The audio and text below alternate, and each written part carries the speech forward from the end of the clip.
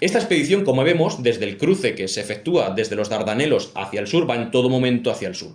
Cuando los griegos se dieron cuenta de esto y vieron que había un ejército inmenso de persas, nos dice Heródoto una cifra absolutamente exagerada, nos dice que había 2.600.000 persas, es decir, eso no es viable, ¿no?, en el mundo antiguo, ni en el moderno, yo creo, alimentar a ese número de personas, ni a los caballos que hay dentro de un ejército de tal magnitud, y bueno, eso es una cifra completamente exagerada, pero las cifras que los estudiosos, los historiadores modernos barajan, están en torno a los 200.000 y 300.000 hombres. Es una absoluta barbaridad, aunque no sean los 2 millones de Heródoto, es un número, bueno, que a cualquier griego de aquella época debió de parecerle absolutamente monstruoso, ¿no?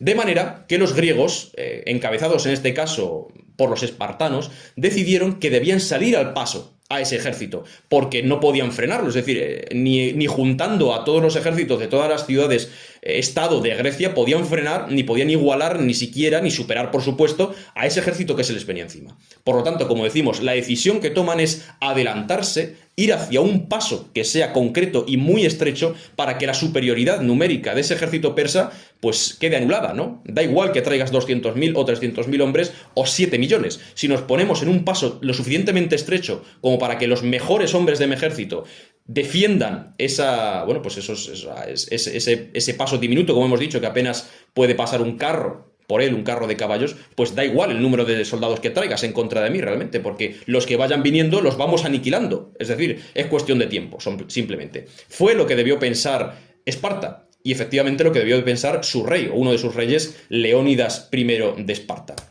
De manera que, como hemos dicho, decide que el punto en el que se salvará o caerá Grecia entera debe ser el paso de las Termópilas. La decisión, como ya hemos dicho, no es aleatoria, la decisión es porque en ese lugar el mar y la montaña están tan unidos que apenas, como decíamos, un carro de guerra puede pasar, por lo tanto es cuestión de poner solamente, bueno, pues de ponerle a los 300 espartanos de élite a la cabeza y detrás a todo el contingente griego que viene apoyándome y ir matando persas poco a poco hasta que, bueno, pues aguantemos, hasta que caigamos o hasta que los aniquilemos a todos, ¿no? Esa es la idea, como decimos, que estaba en la mente de Leónidas. Cuando uno va actualmente a las Termópilas, que obviamente está en Grecia, lo que se encuentra es algo muy diferente a lo que debió ver Leónidas o Jerjes, ¿no?, en su momento. De manera que, bueno, pues el mar ha retrocedido por esos depósitos de sedimentos que se van acumulando en la desembocadura de los ríos. El mar ha retrocedido, como decimos, tanto que uno no ve el paso por ningún sitio. Sin embargo, este es el sitio de la batalla y del paso de las Termópilas. Entre el monte Calídromo, que es el que tenemos a la izquierda, y el mar, bueno, esa llanura seca, ¿no?, esa planicie que tenemos a la derecha, que estaba cubierta por el mar en su momento, ese pequeño sendero que tenemos a nuestra izquierda es precisamente el paso de las Termópilas. De manera que, bueno, pues imaginen un ejército de 300.000 hombres intentando pasar por ese camino, ¿no? Es algo absolutamente inviable y efectivamente una victoria táctica por parte del ejército griego, del ejército de los espartanos. Como decimos, en el siglo V a.C., la visión de esto que acabamos de ver era más similar a esto, es decir, era muy diferente. El mar comprimía ese camino en contra de la montaña del monte Calídromo, que es, bueno, pues una de las partes de las estribaciones del macizo del Eta dentro de Grecia, y bueno, pues realmente era muy difícil que todo ese ejército, que tenía que pasar por allí, porque no había otra manera de llegar hasta el sur que pasar por allí, consiguiera vencer a esos guerreros aguerridos que se ponían en medio de esa senda. Se decía también que el nombre de las Termópilas, este paso en el que se sitúan los espartanos y por el que tienen que pasar los persas, significa puertas calientes, y se dice que venía o que se remontaba al propio Hércules. Se dice que cuando vistió la túnica de Neso, absolutamente emponzoñada por el veneno de la hidra, y empezó a quemarse vivo, se lanzó a un manantial de agua para calmar ese ardor que le estaba abrasando, y antes de morir abrasado, pues las aguas comenzaron a bullir, ¿no?, y comenzaron a hervir, y después de la muerte del héroe quedaron para siempre hirviendo y quedaron para siempre manando del interior de la tierra aguas calientes. Es decir, fue el punto para los espartanos, que se consideraban hijos de Heracles, que se consideraban ellos mismos los Heráclidas, era el punto en el que su padre perdió la vida, en el que su padre, bueno, pues acabó muerto, ¿no? Y tenemos la prueba, decían ellos, tenemos la prueba de ese evento precisamente en el calor que emana de estas aguas, de estos manantiales termales. Por lo tanto, para el espartano, aquel lugar no era cualquier lugar, sino que aparte de su excelente punto estratégico desde el punto de vista geográfico, pues desde el punto de vista histórico o mítico para ellos también tenía una conexión muy importante y muy especial para para lo que su pueblo intentaba remontarse, para lo que su pueblo intentaba conectarse. No obstante, a aquella batalla no pudo acudir el ejército completo de los espartanos, sino que solamente, como hemos dicho, fueron 300. Había más griegos, pero espartanos solamente había 300. Espartiatas como tal, ¿no? Había también hilotas, los sirvientes de los espartanos, pero bueno, como tal, ciudadanos de Esparta solamente había 300. ¿A qué se debe esto?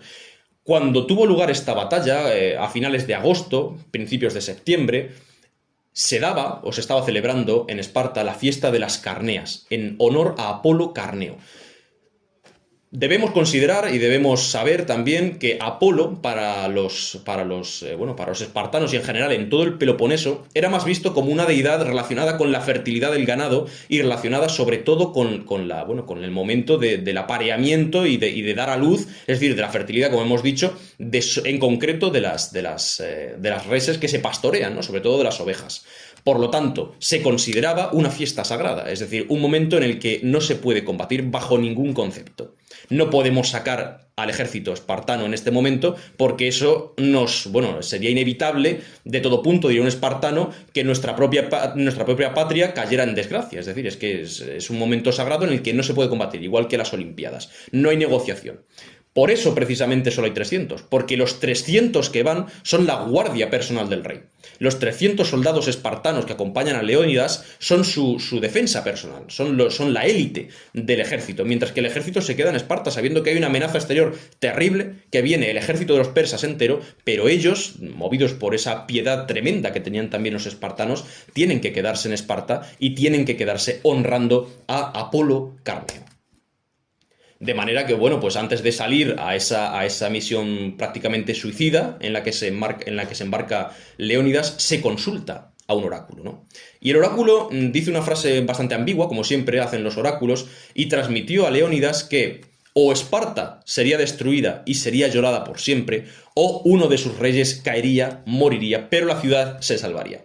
Como había dos reyes, precisamente por estos asuntos, ¿no? Porque uno podía caer en batalla, ya que era un pueblo muy agresivo y un pueblo tremendamente militarista, y era fácil que uno de los dos reyes muriera. Pues precisamente por esto tenían dos reyes.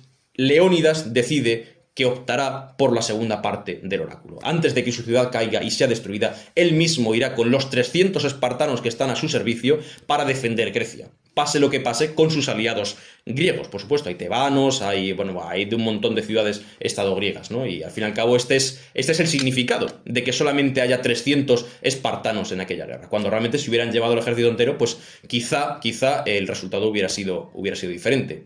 Ya hemos dicho, por tanto, que no eran solamente 300, como nos cuenta la película, o como nos cuentan las películas, porque hay varias, sino que esto era solamente la punta de lanza de ese ejército tremendo.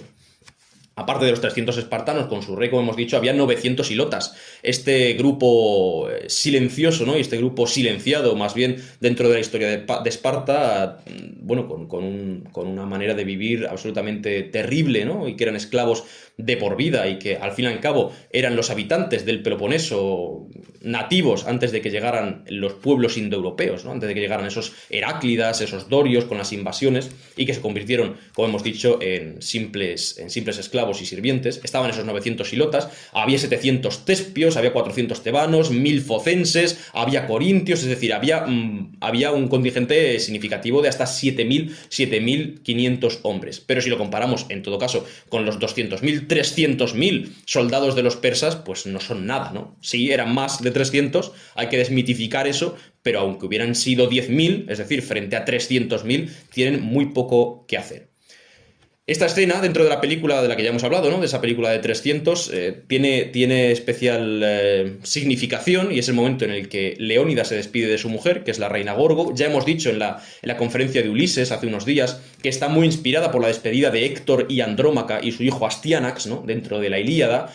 Y lo que se sabe es que históricamente lo que le transmitió Leónidas, las últimas palabras que le dijo a su esposa antes de despedirse de ella, es que si no volvía de la guerra, se casara con un buen hombre y tuviera hijos que sirvieran a Esparta. Bueno, pues refleja muy bien lo que es el pensamiento espartano, ¿no? Siempre la colectividad, siempre la ciudad, siempre el militarismo por encima del individuo y por encima de bueno, pues de las necesidades o de las pasiones personales. También hemos dicho, efectivamente, que bueno, pues el número que nos da Heródoto de persas es absolutamente inviable en cualquier momento de la historia, creo yo, en un ejército de 2.600.000 persas, 2,5 millones de persas, 2 millones de persas, y que los números pues estarían más aproximadamente históricos entre los 150.000, 200.000 y 300.000 persas. Bueno, pues de esta manera, después de tomar esta decisión de salvar la ciudad mediante el sacrificio de un rey, como le dijo el oráculo, Leónidas y sus 300 hombres, acompañados por esos 400 tebanos, los 700 tespios, los corintios y todos los griegos que han decidido apoyarlo en ese enfrentamiento con los persas, ponen rumbo a las puertas calientes, ponen rumbo al desfiladero tremendo, estrechísimo, como ya hemos visto en esas imágenes, de las Termópilas. El único punto en el que podían defender a Grecia, el único momento en el que podían salvar a Grecia del ataque de los persas que venían, como ya hemos dicho, con la intención de destruir y castigar a Atenas. Pues efectivamente, como hemos dicho, la película es sobre todo una película que en el significado es muy fiel y sobre todo en la estética me parece muy reseñable. Ya lo veremos también a continuación, ¿no? Pero me parece muy reseñable. He escuchado comentarios, por supuesto, de que en el momento en el que se lleva a cabo la batalla de las Termópilas, a finales de agosto, pues el trigo no estaba agostado, ¿no? Porque ya había sido segado. Bueno, estamos hablando de una película, hay licencias cinematográficas, estamos hablando sobre todo de un esfuerzo estético y artístico muy importante por parte del director. Es decir, creo yo que prima sobre todo, como hemos dicho, primero el mensaje, lo que pensaba el espartano promedio y también la estética. Bueno, pues son cosas menores, creo yo. No obstante, no era el único que estaba luchando Leónidas con sus 300 espartanos y todos los demás griegos, sino que al mismo tiempo y en paralelo, en el mar había otro griego. Un griego llamado Temístocles, que al lado, podemos decir, de las costas accidentadas de la isla de Eubea, decidió hacer frente a los persas. Todos los ejércitos, esto ya lo hemos abordado en alguna conferencia, ¿no? Todos los ejércitos de la historia necesitan suministros, es decir, cuando decimos que había 200.000 persas caminando, pues esos 200.000 persas comen todos los días y beben todos los días, y sus caballos tienen que comer y beber todos los días. Es decir, tiene que haber una flota que en paralelo, en este caso, vaya facilitando esos víveres y vaya proveyendo al ejército de todos esos alimentos y de agua potable, ¿no? Si no la encontrasen en un momento dado, que necesitan diariamente, además.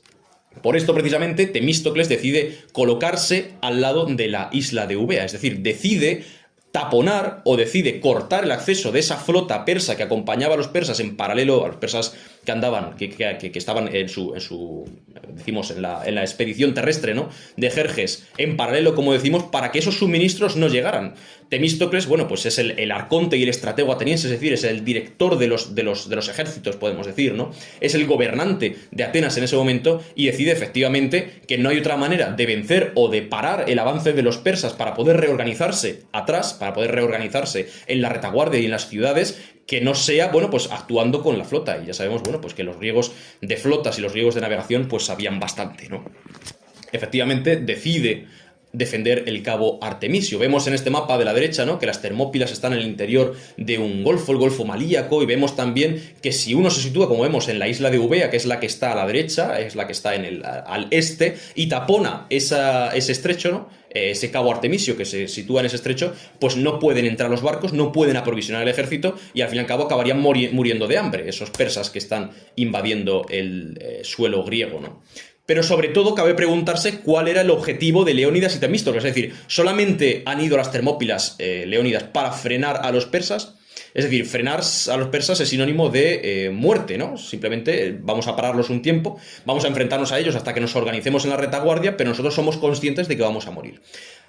¿Cuál es el objetivo de Temístocles? Mediante este cierre, o podemos decir este taponamiento, ¿no?, del cabo del Artemisio, ¿es vencer a los persas? ¿Es retrasarlos solamente? ¿Pensó en algún momento Leónidas o Temístocles que podían vencer a los persas? Porque si no, ¿qué sentido tiene que Temístocles, como decimos, se ponga taponando ese cabo? Sí, bueno, corta el suministro, pero si Leónidas tiene una misión que es morir y la misión es morir a manos de los persas, pues tampoco importa mucho que los persas mientras vayan comiendo, ¿no? Y tengan los suministros. Por lo tanto, podemos pensar y podemos aventurar que quizá Leónidas en cierto momento, por lo menos de la lucha, o por lo menos en un momento dado del principio de los enfrentamientos, quizá barajó la posibilidad de que ese contingente de espartanos luchara hasta vencer completamente al ejército de los persas, ¿no? Porque claro, si no, ese movimiento de Temístocles no tendría mucho sentido. Bueno, pues los espartanos, sabemos bastante, ¿no? De este pueblo antiguo fascinante, yo creo, con una mentalidad, como hemos dicho, absolutamente militarista, que los espartanos, como hemos dicho, cuando llegan al paso de las Termópilas, no inician el enfrentamiento directamente, sino que esperan. La espera dura 4 días. Jerjes está enfrente, con todo su campamento de 300.000 hombres. Los espartanos, los 300 espartanos con todos los aliados están al otro lado del paso de las Termópilas y esperan. Durante esos 4 días hay espías, hay emisarios persas, griegos que van moviéndose de un lado a otro y tenemos un intercambio de frases bastante interesante, ¿no? De saber, y sobre todo un momento que me parece muy esclarecedor de lo que era el modo de entender la vida de los espartanos, que es el momento en el que los persas, o Jerjes, envía un grupo oculto de espías a las líneas de los espartanos, ¿no? A los montes, para observarlos, para ver qué hacen en ese campamento. Y los descubre peinándose. Descubre que Leónidas y los 300 espartanos, los ciudadanos soldado que son entrenados desde los 7 años para morir o matar, estaban peinándose unos a otros y estaban aplicándose aceites en el pelo y estaban haciendo deporte, ¿no? Y estaban haciendo lucha absolutamente desnudos. Ya sabemos, de ahí viene la palabra gimnasio, ¿no? De la desnudez que tenían cuando practicaban el deporte. Bueno, y cuando vuelve el emisario, Jerjes se queda absolutamente sorprendido. Pero bueno, ¿y esta gente qué está haciendo? O sea, no están preparándose para la batalla, sino que están allí jugando y están acicalándose.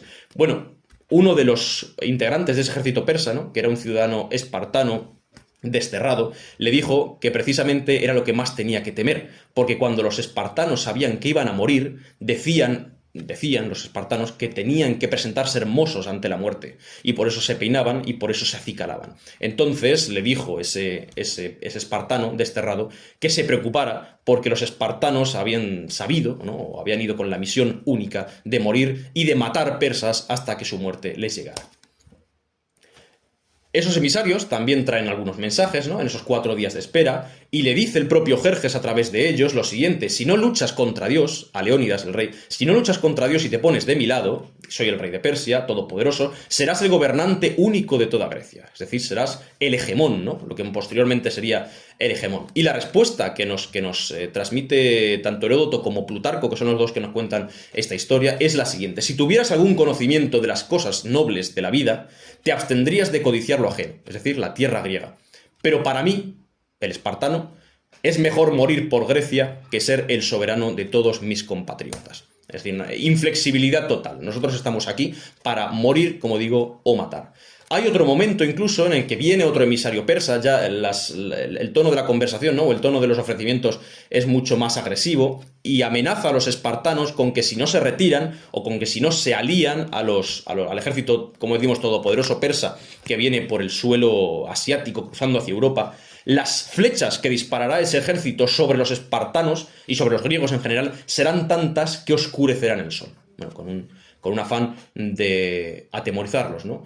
Y conservamos la respuesta de Dieneces, uno de los soldados de Leónidas, que con esa sorna y con ese humor lacónico, característico de los espartanos, le respondió que eso sería mucho mejor, porque así en aquel día calurosísimo del mes de agosto o septiembre lucharían a la sombra, ¿no? Debajo de esa especie de toldo formado por todas las flechas disparadas por los persas.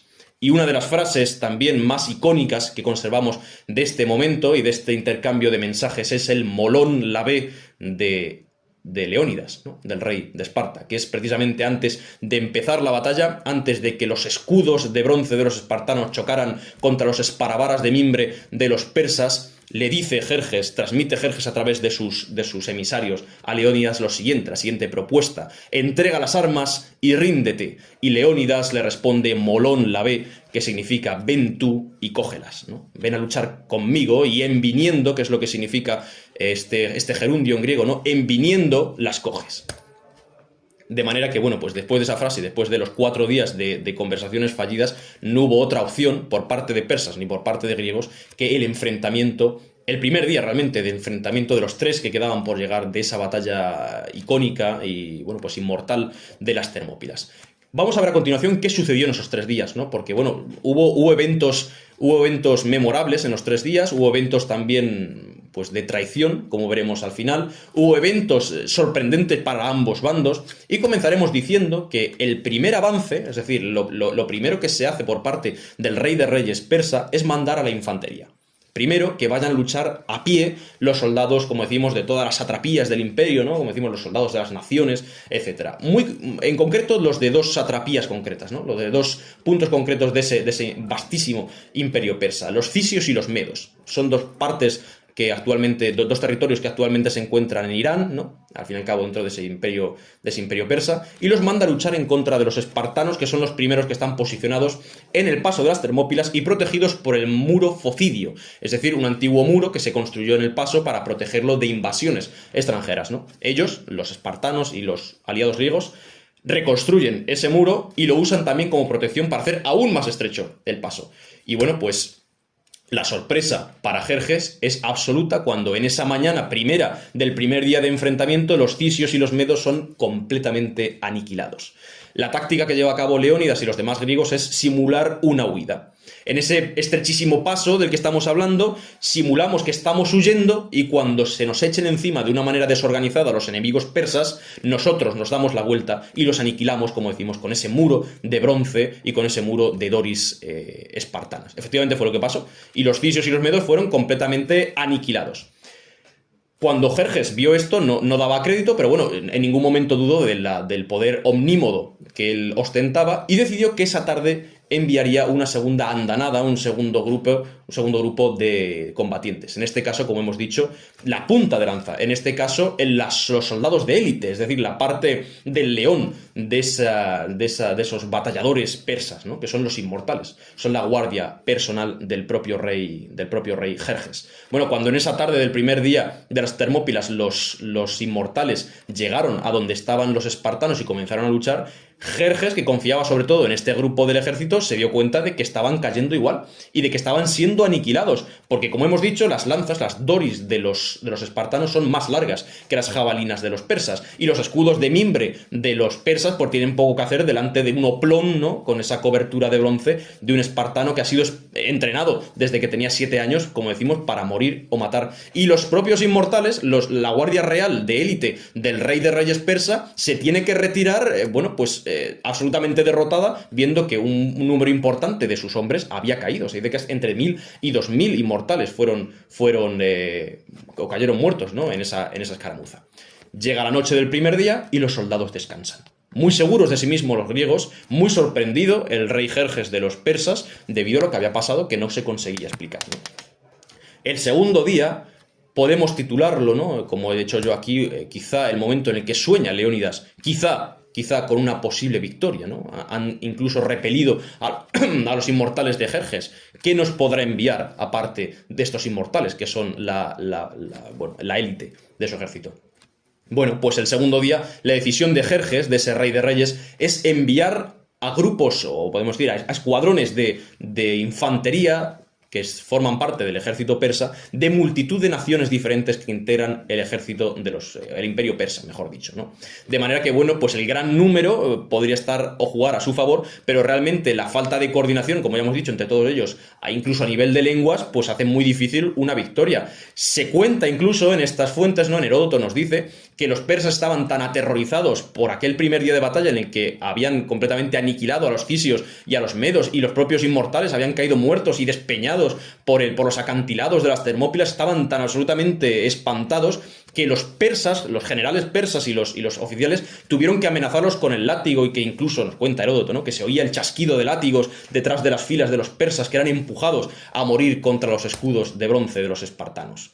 Como hemos dicho también, el muro Focidio pues ayudó mucho en este momento, ¿no? Porque también parapetó la entrada de los persas, o impidió la entrada de los persas y parapetó, mejor dicho, a los espartanos. Y hoy en día, bueno, pues Marinatos, el arqueólogo que excavó en esta zona, pues encontró el muro Focidio, y lo podemos ver en ruinas, apenas se levanta del suelo, pero podemos ver los restos de este muro, ¿no? Ese mismo día por la tarde, Ese mismo día, después de esa derrota de nuevo de los ejércitos de las naciones del Imperio Persa, que como hemos dicho, pues en número eran muy grandes, pero realmente en impedimenta y en todo lo demás eran nada en comparación con los espartanos y con los griegos que estaban detrás, ese mismo día por la tarde, como decimos, Jerjes decide volver a enviar a los inmortales. Esto no será una escaramuza, pensó Jerjes, sino que a partir de ahora o vencemos o somos vencidos. Y mando a todo el contingente de los inmortales para que aniquilen de una vez por todas a estos levantiscos griegos que realmente son como una especie de piedra en el camino que se me ha puesto en mi camino hacia Atenas. O sea, yo no pretendía luchar aquí en este paraje hostil en contra de esta gente, que no sé ni muy bien ni de dónde vienen ni de dónde han salido. Yo lo que quiero es avanzar hacia Atenas, ¿no? Y tengo que eliminar esta piedra que, como decimos, me he encontrado en el camino lo antes posible. Así que decide enviar toda su fuerza de élite, decide enviar una vez más a los inmortales. Y nos cuenta Heródoto, que en este momento las bajas en las filas de los inmortales fueron incluso muy superiores a las del primer día, y que mataron de nuevo a más de 2000 inmortales. Es decir, bueno, pusieron a prueba su nombre, ¿no? Como se nos dice en la película, y veían los espartanos que iban cayendo en esas filas, que iban llegando poco a poco a luchar contra ellos, los inmortales, ¿no? Que se decía efectivamente que siempre que caía uno eran reemplazados. Además, los griegos contaban con una baza, contaban con un factor que los persas desconocían. Los persas, al ver un contingente tan pequeño de soldados del lado de los griegos, pensaron que estarían agotados el segundo día después de haber matado a 2000 inmortales, de haber matado a los tisios, a los medos, a los soldados de las satrapías, y que no podían seguir combatiendo. Lo que no sabían es que detrás del muro Focidio, del que ya hemos hablado, se estaban relevando. Y mientras luchaba una primera y una segunda fila de espartanos y de griegos en general, los demás estaban descansando, y estaban curándose las heridas, y estaban comiendo, y estaban durmiendo, de manera que siempre, fuera por la mañana o fuera por la tarde, había soldados frescos que estaban dispuestos a seguir matando persas sin ningún tipo de impedimento, ¿no? Y bueno, pues esto realmente no entendía muy bien Jerjes qué estaba pasando, porque veía que sus hombres estaban cayendo cada vez más y que en ningún momento mostraban síntomas de cansancio, ¿no? El ejército enemigo.